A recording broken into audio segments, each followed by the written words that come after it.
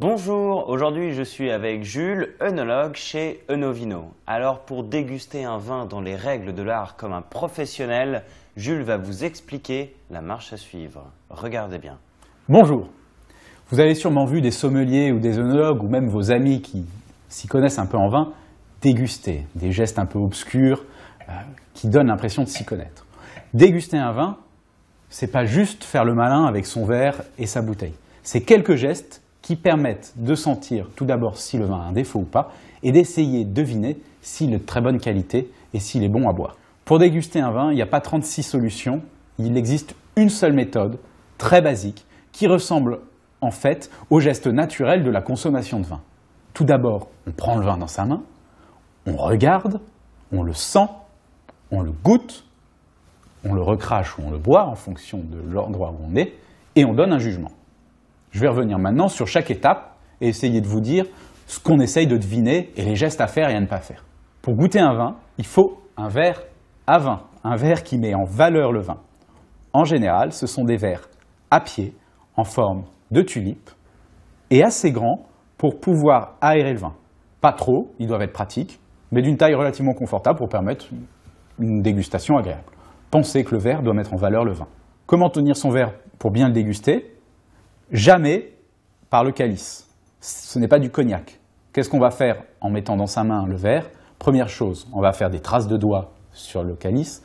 À la fin du repas, vous aurez un verre immonde, tout graisseux. Deuxièmement, vous réchauffez votre vin. Le vin doit être à température ambiante. Si vous le mettez à la chaleur de votre main, vous faites juste qu'abîmer potentiellement son goût. On tient donc le verre soit par son pied, soit par sa jambe. À quoi sert la vue ? À avoir un premier aperçu du vin. On dit qu'on va analyser la robe du vin, sa couleur, comme les chevaux. Ils ont une robe. Pour regarder un vin, on ne le met jamais en hauteur.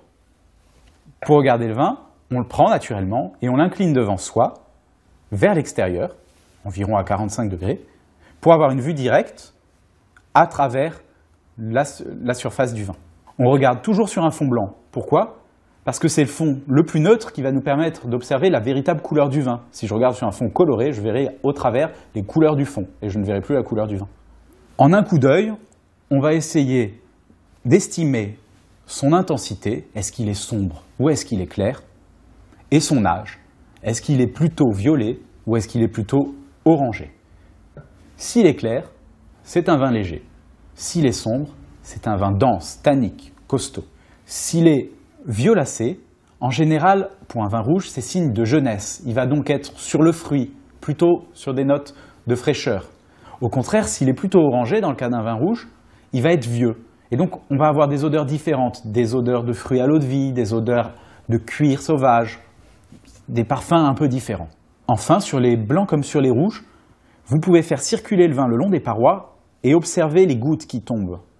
On parle des larmes, des jambes.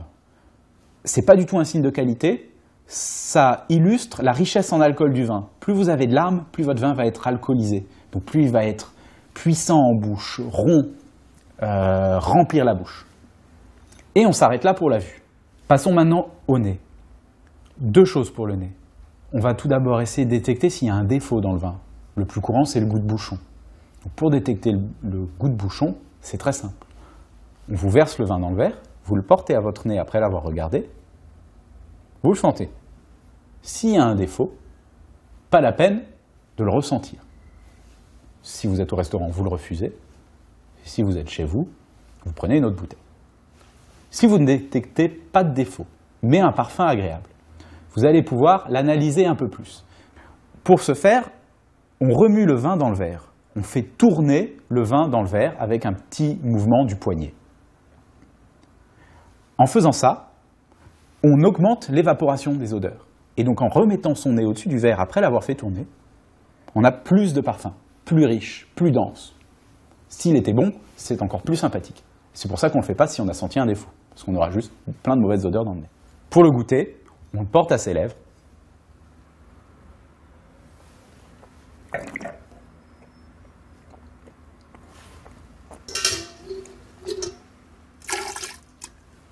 J'explique ce que j'ai fait.